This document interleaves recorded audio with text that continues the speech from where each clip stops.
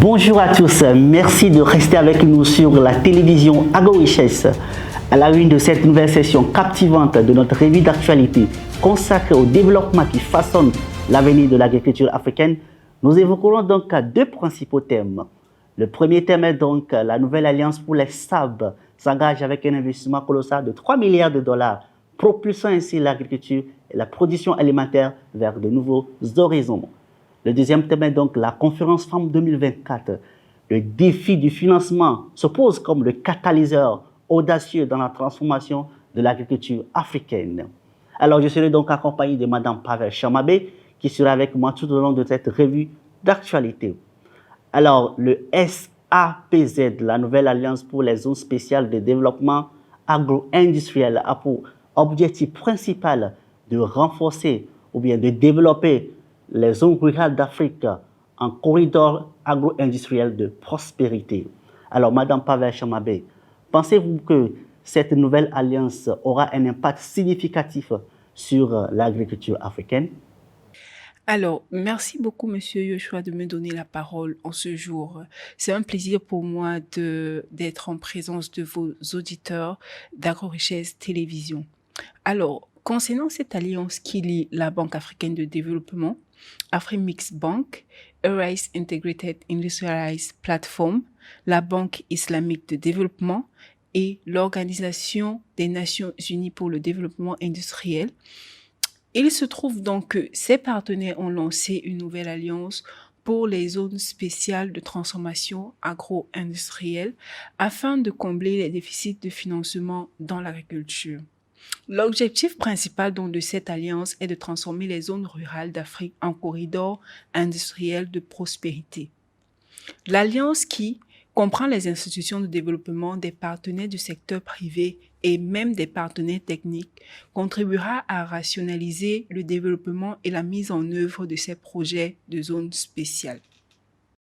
Merci pour ces éclaircissements. Alors, le SAPZ, SAP, comprend donc les institutions de développement, les partenaires du secteur privé, les partenaires techniques qui se sont constitués donc pour développer l'agriculture et ainsi mettre en œuvre les projets des nouvelles zones de transformation. Alors, Madame Pavel Chamabé, quelle serait donc la part de chaque institution dans cet investissement colossal de 3 milliards de dollars? Alors, parlant donc de l'investissement à hauteur de 3 milliards de dollars, nous avons en détail 1 milliard de dollars venant de la BAD, qui est la Banque africaine de développement, 1 million de dollars venant d'Africim Bank, 300 millions de dollars venant de la Banque islamique de développement et 600 millions de dollars venant de Arise Integrated Industrialized Platform ainsi que ses partenaires. Cette alliance vise donc à combler le déficit de financement critique et à compléter les initiatives existantes à la mobilisation des ressources afin d'atteindre les objectifs communs de renforcement de la valeur agricole sur notre continent africain. Alors, une nouvelle institution qui est donc la ONUDI qui s'implique dans cet investissement colossal. Alors, quel serait donc ce rôle dans ce projet, Madame Pavel Chamabé? Alors, parlant de l'ONUDI, qui est l'Organisation des Nations Unies pour le développement industriel, l'ONUDI apporte principalement à l'Alliance son expertise en matière d'assistance technique, d'assistance pratique et d'outils et de méthodologie. La banque a elle-même déjà gagné 853 millions de dollars pour le développement des 12 zones spécialisées dans 11 pays, avec un cofinancement de 661 millions de dollars de la part de ses partenaires. Les zones spéciales sont conçues pour atteindre le double objectif de la transformation structurelle et du développement rural par le biais de l'agro-industrialisation. Merci beaucoup, Madame Pavel Chamabé, pour ces détails précis dans cet investissement de 3 milliards de dollars pour donc un impacter le secteur agro-industriel en Afrique. Alors, le thème 2 de notre revue d'actualité est donc la conférence Femmes 2024. Le défi du financement se pose comme un catalyseur de transformation audacieuse dans l'agriculture africaine. Alors, le thème de cette conférence serait donc l'agriculture africaine, le défi du financement. Alors, Madame Pavel Chamabé, qu'entendez-vous par ce thème? Alors, transformer les agricultures, le défi du financement. Que m'inspire donc ce thème?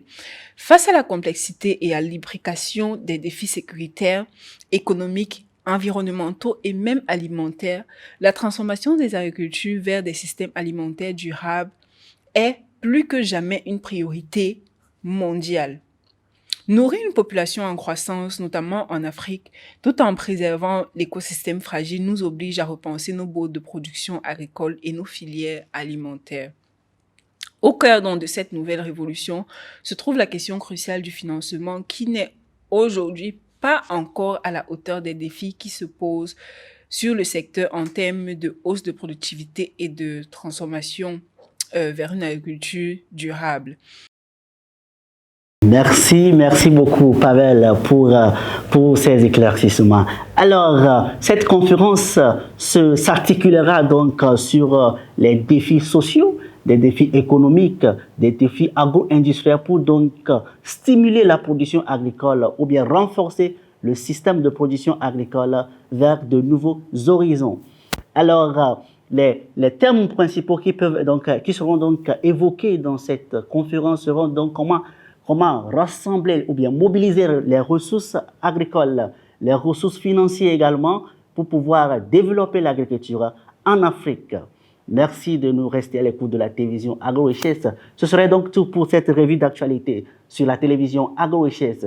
Alors là, cette session s'est tenue grâce à TIAS Group, qui est donc une société internationale de transformation agro-industrielle et de financement également, et KAIST, qui est une plateforme électronique de vente des matières agricoles et des machines agricoles, tout à fait.